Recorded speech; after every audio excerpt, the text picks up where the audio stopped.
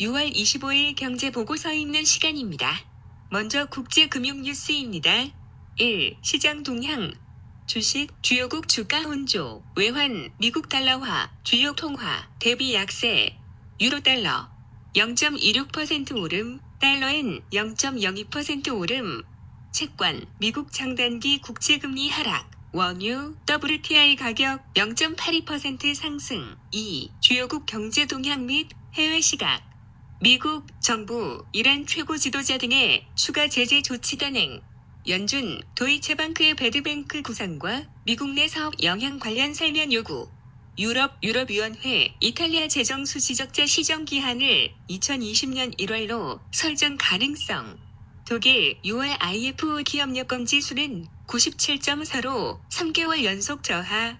원자재, IEA 사무총장, 중동의 긴장 구조에 우려 표명, 원유 공급 문제, 시행동. 해외 시각, 미국의 이란 제재, 대치 국면 지속으로 일시적인 군사 충돌 가능성도 상존. 미국 주요 금융자산 가격, 정책과 위험 선호 여부 등에 의한 동조화 현상 강화. 다음은 경제정보센터 뉴스입니다. 1. 한 UAE 기업 간 바라카 원전 정비 사업 계약 체결. 산업통상자원부는 UAE 아부다비에서 나와 한수원, KPS 컨소시엄 간 LTMSA 체결과 나와 두중 간 MSA를 체결했다고 6월 23일 밝혔다. 이를 통해 한수원, KPS, 두중은 향후 바라카 원전 4개 호기의 정비 서비스를 주도적으로 담당할 예정임. 또한 두산중공업 등 우리 원전 기업이 그간의 해외 대형 원전 사업 참여뿐만 아니라 해외 원전 서비스 시장에 진출하는 계기로도 평가됨. 2. 19년 3월 말 기준 보험회사 RBCB의 현황.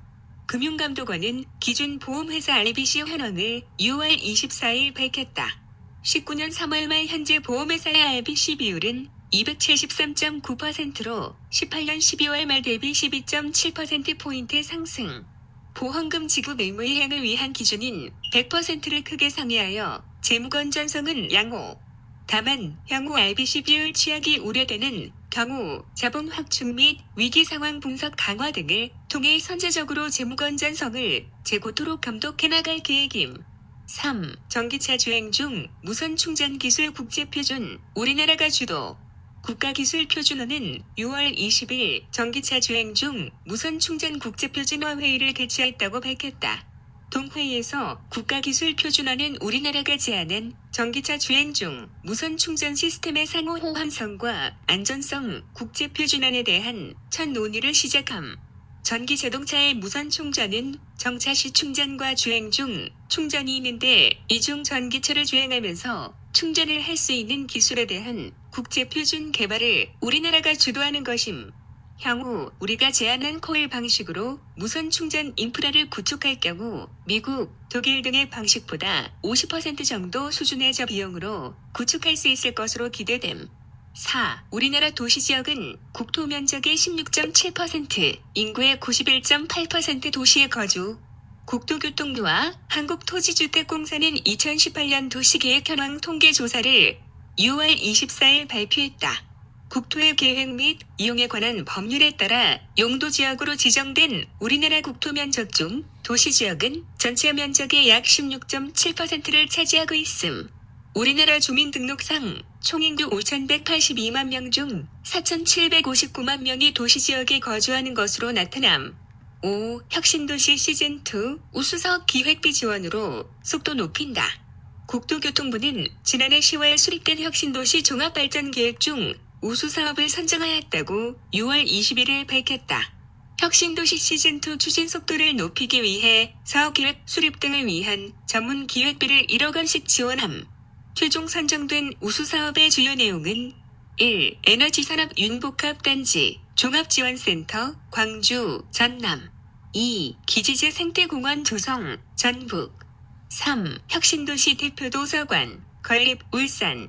6. 지방투자보조금으로 상반기 지방투자 6,400억 원 창출. 산업통상자원부는 지자체와 공동으로 2분기 지방투자 촉진보조금 592억 원을 16개 지방투자기업에 지원한다고 6월 24일 밝혔다. 1분기를 포함한 상반기 지원 규모는 34개 기업 1,327억 원에 이름. 기업들의 투자 기간 중 지방 투자 6,400억 원, 일자리 1,200여 개 가 만들어질 것임. 7. TF 5차 회의 개최. 기획재정부는 추경 예산에 관한 5차 회의를 했다고 6월 21일 밝혔다. 불확실한 대내외 경제 여건을 고려할 때 추경 예산 집행이 더욱 시급해진 상황에서 국회 예산 심사가 착수되지 못하고 있음. TF에 참석한 부처들도 추경 통과 지체로 인해 시급한 민생 수요를 충당하지 못하거나 제때 지원 효과가 나타나지 못할 가능성이 있는 사업 등을 대상으로 사업 집행, 보강 계획 등을 보고 논의함. 추경안을 제출한 지 57일째로 최근 10년간 추경안 국회 통과에 소요된 최장 기간임. 6.25일부터 상호금융, 보험, 카드, 캐피탈 회사 대출을 이용한 금융소비자들의 신용평가가 완화됩니다. 금융위원회는 제2의 금융을 이용한 금융소비자들의 신용평가가 완화된다고 6월 24일 밝혔다. 현행 금융소비자가 제2금융권에서 대출을 받은 경우 은행권에서 대출받은 경우에 비해 신용점수, 등급이 상대적으로 큰 폭 하락. 개선 제2금융권 이용자에 대해 시비서가 신용점수, 등급을 산출할 때 대출의 특성을 평가에 반영하여 신용위험을 세분화하도록 개선. 7. 온라인 수출 중소기업의 배송비 최대 80%까지 낮춘다. 중소벤처기업부는 2019년도 온라인 수출 공동물류 사업을 시행한다고 24일 공고했다. 온라인 수출 중소기업의 배송비 할인과 물류창고 비용 지원을 위해 물품 배송비를 정상가의 30에서 80%까지 인하, 최대 5개 국내외 물류창고 이용 비용 절감, 1200개 온라인 수출 중소기업을 모집할 계획임. 8. 국내 최초 13층 이상 모듈러 주택 건설 첫 단추로 부지 공모 실시. 국토교통부는 중고층 모듈러 주택 실증 사업 추진을 위해 공공주택 건설 대상 부지를 공모한다고 6월 24일 밝혔다. 중고층 모듈러 주택 실증 사업은 국가 R&D로 추진 중인 과제로 연구 성과가 반영된 모듈러 공법을 활용하여 국내 최초로 13층 이상의 건축물을 건설하는 사업임. 부지 공모 당선 기관은 선정된 부지의 기반 시설을 조성한 후 국가연구개발비로 제작하는 모듈러 유닛 100여 개를 활용한 13에서 15층 규모의 공공주택을 건설하게 됨. 오늘도 행복하시고 구독과 알람 해주시면 감사히 받겠습니다. 사랑합니다.